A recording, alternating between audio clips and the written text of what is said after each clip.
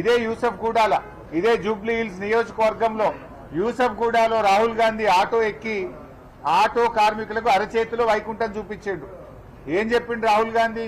Congress party మేనిఫెస్టోలో ఆనాడు రాహుల్ గాంధీ కాంగ్రెస్ అధికారంలోకి వస్తే నెలకు 12,000 రూపాయలు ఆటో కార్మికులకు ఇస్తామని చెప్పారు.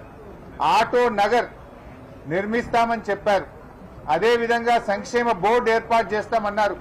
ఆటో కార్పొరేషన్ ఏర్పాటు చేస్తామన్నారు. బోర్డు లేదు, కార్పొరేషన్ లేదు. ఆటో నగర్ అసలే లేదు. ప్రమాద బీమా 10 లక్షలకు పెంచుతామన్నారు, పత్తా లేదు. మరి ఇస్తామన్న 12,000 రూపాయలు పత్తాకు లేదు. ఇవాళ కాంగ్రెస్ పార్టీ ఈ రాష్ట్రంలో 5 నుంచి 6 లక్షల ఆటోలు ఉంటాయి. అంటే 5 నుంచి 6 లక్షల ఆటోలకు ఏడాదికి 12,000 చొప్పున 2 ఏళ్లైంది కాంగ్రెస్ గవర్నమెంట్ వచ్చి. అంటే ఒక్కొక్క ఆటో కార్మికునికి 24,000 రూపాయలు కాంగ్రెస్ పార్టీ బాకీ పడ్డది. ఈ 24,000 రూపాయలు రాష్ట్రంలోని ఆటో కార్మికులకు చెల్లించాలని బీఆర్ఎస్ పార్టీ డిమాండ్ చేస్తుంది. రేవంత్ రెడ్డి ఢిల్లీకి అయితే మూటలు మోస్తున్నావు కదా, నీ వాటాల కోసం మంత్రులు నువ్వైతే తన్నుకుంటున్నారు కదా, మరి వాటికి పైసలు ఉంటాయి కానీ మా ఆటో కార్మికులకు నెలకు 1000 రూపాయలు ఇవ్వడానికి లేవా నీకు? నెల నెల కప్పం కడుతున్నావు ఢిల్లీకి, మూటలైతే బాగానే మోస్తున్నావు. మరి మా ఆటో కార్మికులు అంటే ఎందుకు అంత చిన్న చూపు? 1,00,000 కోట్ల రూపాయలు పెట్టి మూసి సుందరీకరణ చేస్తా అన్నావు, చెయ్యి వద్దంటలేము. 1,00,000 కోట్లతో ఫ్యూచర్ సిటీ కడతా అని మొన్న కొబ్బరికాయ కొట్టొచ్చినావు, చెయ్యి మేము వద్దంటలేము. మరి 1,00,000 కోట్లేమో దొరుకుతాయాడికి 1000 రూపాయలు దొరుకుతలేవు ఆటో కార్మికులకు ఇవ్వడానికి? 1,00,000 కోట్లు ఖర్చు పెడుతున్నావు కదా మూసి సుందరీకరణకు, ఫ్యూచర్ సిటీకి, అందాలకు, సోకులకు ఖర్చు పెడుతున్నావు, పెట్టిన మేము వద్దంటలేము. మరి మా ఆటో కార్మికులంటే ఎందుకంత నీకు పట్టింపు లేదు? రాహుల్ గాంధీ గారు మరి నువ్వు ఆనాడు ఓట్లు వేయించుకున్నాడు, ఆటో ఎక్కి తిరిగినావు, మళ్ళీ రావు హైదరాబాద్కు? నువ్వు మళ్ళీ హైదరాబాద్కు వస్తే మొత్తం ఆటోలన్నీ తెచ్చి శంషాబాద్ ఎయిర్పోర్ట్ లో బిడ్డానికి అడ్డం పెట్టి మా ఆటో కార్మికులను నిలదీస్తారు. జాగ్రత్త. ఆనాడు ఓట్లప్పుడు ఆటో ఎక్కుతావు, డబ్బల ఓట్లు వాడి గద్దె మీద కూర్చోగానే 2 ఏళ్ళ యాదికి లేదా రాహుల్ గాంధీకి?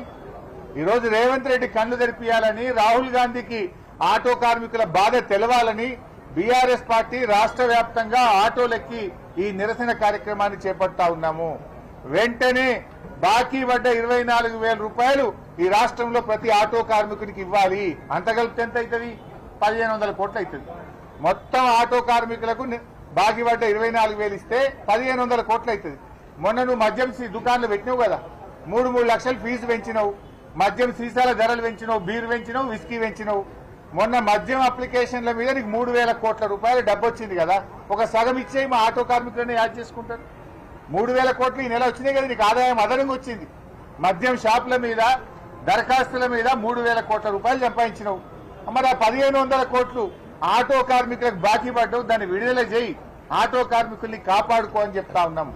ఇప్పటికీ ఆటో కార్మికులు 161 మంది ఆటో కార్మికులు ఈ రాష్ట్రంలో ఇప్పటి వరకు చనిపోయారు. ఆ కుటుంబాలు రోడ్డు మీద పడ్డాయి.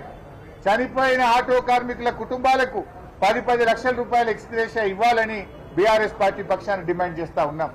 ఇవాళ ఆటో కార్మికులు ఇంకా ఎవరు కూడా చనిపోవద్దని కూడా తమ్ముళ్ళని మేము కోరుతా ఉన్నాం. ధైర్యంగా ఉండండి, పోరాడుదాం. మీ పిల్లలు, మీ భార్య, కుటుంబ సభ్యులు వీధిన పడద్దు, మీరు ధైర్యంగా ఉండండి.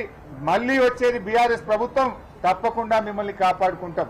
ఈ జూబ్లీ హిల్స్ ఎన్నికల్లో కూడా ఆటో కార్మికులు రాష్ట్రంలో ఎక్కడున్నా మీ దోస్తులకు, చుట్టాలకు జూబ్లీ హిల్స్ లో ఫోన్ చేయండి, చెప్పండి. ఈ రేవంత్ రెడ్డి ప్రభుత్వాన్ని సురుకుబుట్టే విధంగా, ఓడించే విధంగా అందరికి జూబ్లీ హిల్స్ లో ప్రతి ఓటరుకు, ప్రతి ఆటో అన్నా ఒక 2 ఫోన్లు చేయండి, ఓడించండి. అట్లయితేనే రేవంత్ రెడ్డికి సోయేస్తుంది. ఎందుకంటే ఈ ఎలక్షన్లలో ఓడినా రేవంత్ రెడ్డి దిగిపోయేదేం లేదు. కమ్సే కమ్ ఒక్కటే, ఆటోలందరూ కలిసి నన్ను ఓడగొట్టిందని ఆయనకు బుద్ధి వస్తే మీ డబ్బులన్నీ వస్తాయి, మీ బతుకులన్నా బాగుపడతాయి. ఇవాళ పక్కన చంద్రబాబు నాయుడు ఆంధ్రప్రదేశ్ లో ఆటో డ్రైవర్లకు ఏడాదికి 15,000 ఇచ్చిండు కదా, నీ గురువు ఇచ్చిండు కదా రేవంత్ రెడ్డి, మరి నువ్వెనికి ఇస్తలేవు? నీ గురువు అన్న మొన్ననే వచ్చిండు, ఇచ్చిండు. నువ్వు 2 ఏళ్ళ నువ్వు ఎలక్షన్లో చెప్తివి, డబ్బాలు వేస్తేవి, రాహుల్ గాంధీని ఆటో ఎక్కిస్తేవి, ఇప్పుడు కడుపులో దన్నబట్టివి, పొట్ట మీద కొడుతున్నావు. నేను ఇప్పుడు ఆటో ఎక్కి వచ్చిన రమేష్ గౌడ్ అట అబ్బాయి, రమేష్ గౌడ్ డ్రైవర్ చెప్తా ఉన్నాడు, ఆటోలు వస్తా ఉంటే నేను ఆ కొడుకు ఫీజు కట్టలేకపోతున్నా సార్, నా ఆటో ఇన్స్టాల్మెంట్ నెలకు 9,000 ఉన్నా సార్, ఇంట్లో భార్య తిడుతున్నా సార్, కేసీఆర్ ఉన్నప్పుడు రోజు 1,500, 2,000 సంపాదించినాం, ఇప్పుడు 500-600 వచ్చుడు కష్టమైతుంది, నైట్ డ్యూటీ చేస్తున్నాం, డబుల్ డ్యూటీ చేసినా ఇల్లు కిరాయి వెళ్తలేదు, ఆటో నేను అది ఇన్స్టాల్మెంట్ ఫైనాన్స్ కట్టలేకపోతున్నాను రమేష్ గౌడ్ చెప్తా ఉన్నాడు. आप क्या नाम बोले? शेख नजीर साहब, ये भी యూసఫ్గూడ से है, బోరబండా से है. షేక్ నజీర్ గారు కూడా ఏమంటున్నారు, నా కొడుకు హాస్పిటల్లో ఉన్నాడు నీలోఫర్లా, కనీసం నీలోఫర్ దవాఖాన్ల సూదులు మందులు కూడా బయట కొనుకొచ్చుకోమంటున్నారు, దవాఖాన్ల సాఫ్ సఫాయి లేదు, మందులు ఇస్తలేరు, ఎట్లా బతకాలి మేము ఆటో డ్రైవర్లము?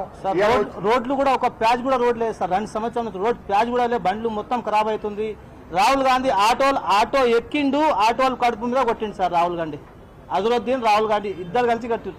అజరుద్దీన్ కూర్చున్నాడు, అజరుద్దీన్ కూర్చుండు, ఇద్దరు కలిసి రాహుల్ గాంధీ జూబ్లీస్ లోనే ఇద్దరు కలిసి కూర్చున్నారు. ఆటోలా కూర్చొని ఆటోలు కుటుంబంకి మొత్తం నాశనం చేసిరు. మరి ఆ జూబ్లీస్ లోనే ఇలా మోకా వచ్చింది మీకు. 100% సార్.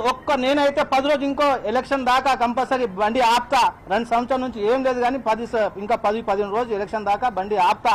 ఆపి ప్రతి ఒక్కరికి అందరికి ఫ్రీ ఆటోలో తీసుకెళ్లి ఒక్కొక్కరికి 10 ఓట్లు వేపిస్తా. ఒక్కొక్కటి అంటే అన్ని నా బిల్డింగ్ లో ఎంత మంది కిరాయికున్నా అందరు తీసుకెళ్తా, ఫ్రీలో తీసుకెళ్తా సార్, ఫ్రీ సర్వీస్ చేస్తా ఎలక్షన్ లో, ఇంకా కంపల్సరీ చేస్తా సార్.